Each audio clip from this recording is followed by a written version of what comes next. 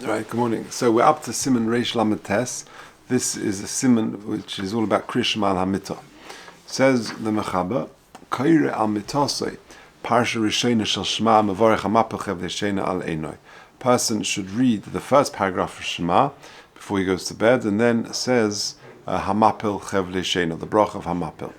Says the Ramah, Hagar v'yikra Krias Shema Somach LeMitosei. He should say Shema close to his bed, literally. He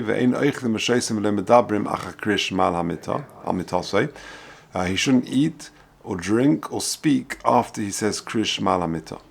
Elo yishin miyad. He should sleep straight away. Shenema, as it says in the pasuk, Imru bevavchem al mishkavavchem v'doimu sela, and then he should be silent. Va'ayin le'el siman samach gimel imuta likros kashiv sheichiv. Whether or not it's allowed to sort of say Shema when you're lying down in that reclining position. Okay, so let's take a look at the Mishnah Berurah till there. Parsha Rishona says the Mishnah Berurah Sif Kotan Aleph. Ve'im mispal arvis miboid yom. If a person said daven mariv miboid yom, tzorich likros kol haparshios. He should therefore, when he goes later, he should read all three paragraphs. If he's only, if he daven mariv miboid yom, and therefore he's got a chiyuv to say Krias Shema at night, so then it's not sufficient to just say one paragraph of Shema. He should say all three. And when he does it, he should have in mind that he's fulfilling the mitzvah of Krias Shema at night. Which is also included, at the end of the third paragraph of Shema, he should have in mind to fulfill the mitzvah aseh of Zechiras Yetzias Mitzrayim. And even if he has daven mariv at night, it's good to say all three paragraphs of Shema.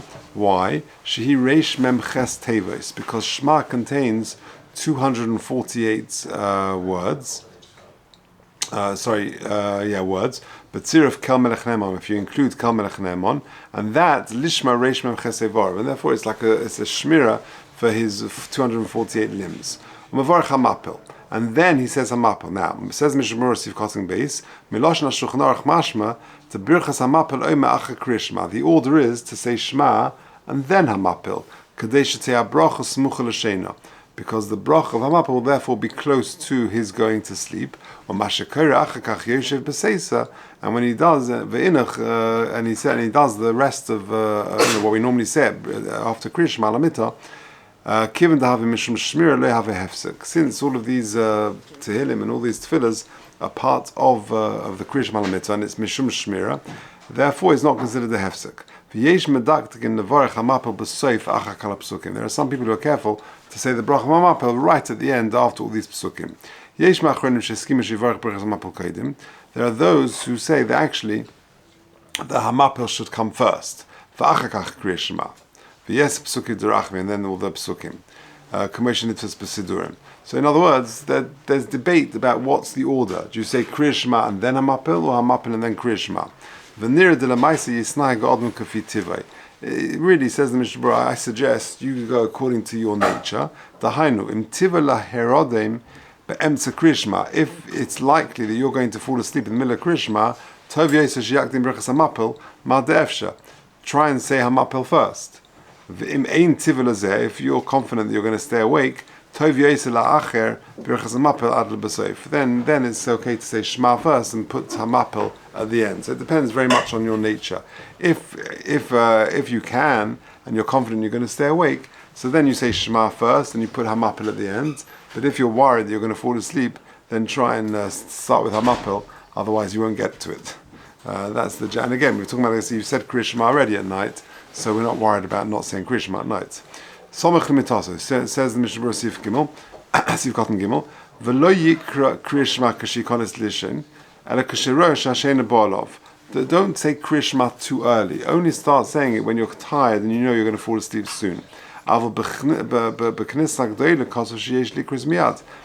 Knesset HaGedolah says no. As soon as you get into bed, you can say Krias Shema.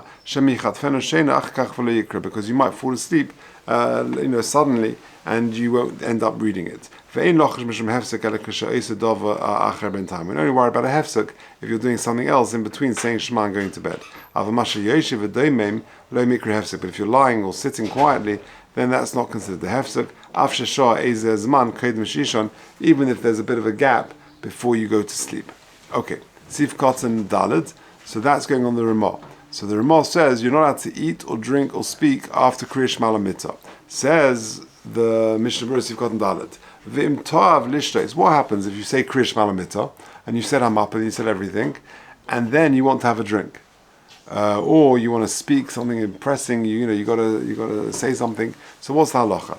Says Mishnah Berurah V'im to'av lishtais u'ledaber eze inu nochas. If you want to drink or you need to say something pressing, nireh shemuta. It's actually okay. But make sure once you've done what you need to do, to drink or to speak or whatever, then afterwards you say Shema again, the first paragraph, according to the Mechaber.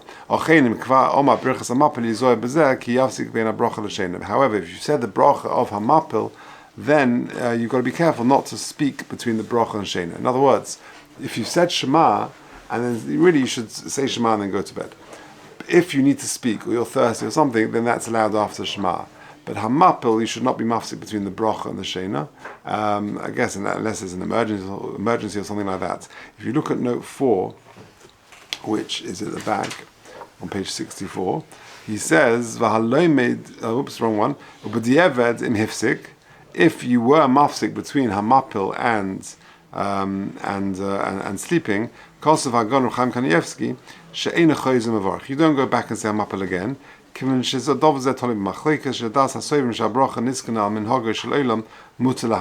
because if there are those who say this is just the way of the world, is you go to sleep now, and therefore it's a general brach on sleep. Now this also can happen. What if you've said Hamapil and then you need the bathroom? So he says in the back here, he says you don't say Hashiyotza because that's a hefsek between Hamapil and sleeping. Me'idach b'shal shuvas pri'asodeh kosav sheyevarech v'chein kosav b'shal shuvas haris t'tshuva v'hoysev shel achas sheyevarech l'ashiyotza yachsav yikra Krias Shema v'yeh me'ezeh psukim sherachamim. So he says that they argue with the Chazon Ish and says no, you do say Ashiyotza, but then after Ashiyotza you don't say Hamapil again, but at least say the first paragraph of Shema and ezeh psukim. What if you forgot to daven Mariv or to count Sfiras HaOmer? And you said Hamapil. He says Mekor Chaim Kosush Im Shochach Lispal Arvis Lispar Sfiras HaOmer or Lekadesh Salavona Yomrim Achakach. You can say it afterwards. Yomrim Achakach. V'im Yoshna Afilu Ma'at Ach Berachas Hamapil Kosuv Hagon Chaim Kanievsky Sheyochel Ledaber Achakach. In other words, if you fall asleep and then 10 minutes later you're up, so you're okay. Then you can speak again because after all you did sleep. Okay, let's go back to the Mishnah Berurah. Sif Kotzen Hey. So after you say Krias Shema and you say Hamapil, Yishan Miyad. Says the Mishnah Berurah Sif Kotzen Hey. If a person is going to be intimate with his wife, what happens? Then you should wash yourself Mishichva Zera Sha'olov, V'yitl Yodov, and wash your hands, V'achakach Yikra, and then you say Krias Shema. At least minimally to say that after Tashmish. Now you're saying it lying down. Rotzulema Desham Mukach B'Sif Aleph Ba'Hagah. You shouldn't lechatchila do it in a lying down position. Even if you're lying mamish on your side. Now that's talking about your Krias Shema at night when you daven Mariv early. That you shouldn't really do lechatchila lying down. And now you're saying Krias Shema at night. You should make sure you say it's a proper Krias Shema with all the details, saying each word properly. But if you've already said Krias Shema at night, you daven Mariv at night, and now you're just doing it because of Krias Shema Hamitah, then it's okay to do it lechatchila b'shchiva. V'yesh machmirin lechatchila l'kreisa v'amida b'shiva. There are those who are makbid to do it standing or sitting. Ochein im kvash shochav. If you're already lying down, then l'kula am mutar lahatis al siddur v'likrei. Then everyone says you can just turn over on your side and read it. V'yesh le'odem lahargil atzman l'shkev al siddur dafka. It's good practice generally to sleep on your side. V'also godel lishkev prakton. You shouldn't be lying dahainu mushlach al gaboy or ponov lamala. To lie flat on your back. In that position, or to sleep flat on your stomach, one should avoid doing that. You should try and sleep on your side. Okay, let's just finish the Ramah. What if you said Krias Shema and you're in bed and you can't fall asleep? Oz Just count sheep. Instead of counting sheep, just say Shema again, or just keep saying the psukim again. So that the Krias Shema should be Samach L'Shena. Ve'in mevarchen al Krias Shema shal Hamitah, and you don't make a bracha on Krias Shema al Hamitah.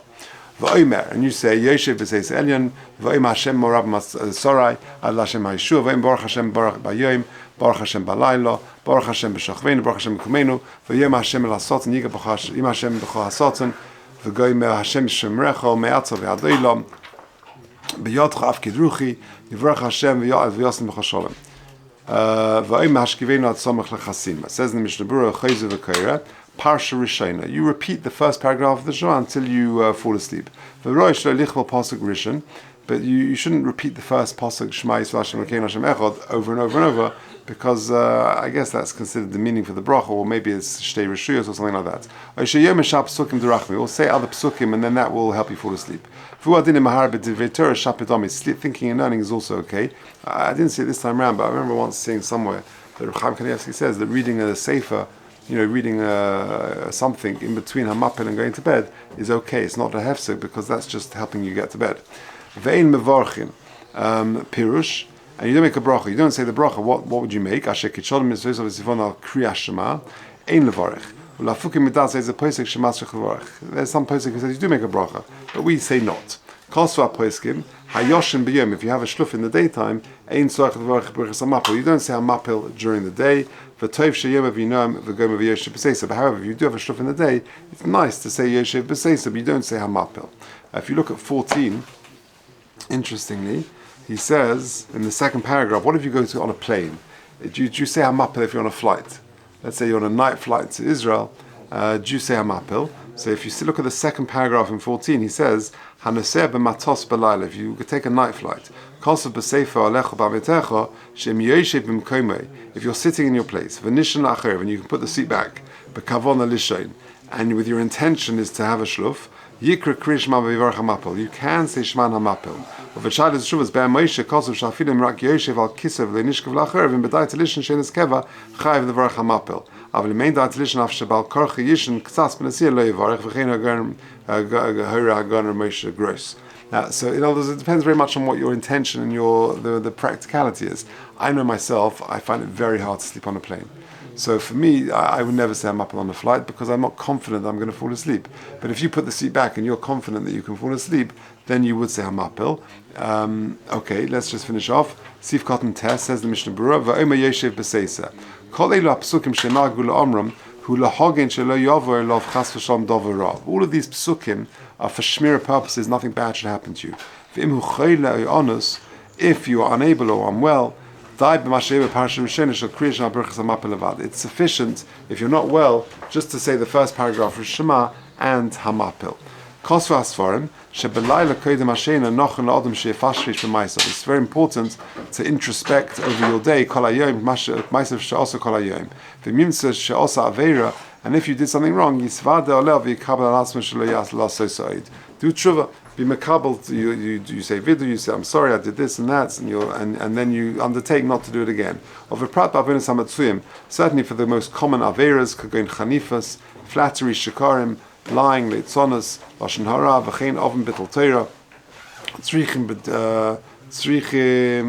bedika b'yeh. So that you've got to sort of introspect more deeply. Just to check there was no bittul Torah. It's also good to forgive people who upset you during the day. That's the Gemara in Megillah Kafches. Someone sleeps on his in a house alone. Then this lilis shin dalet can get him.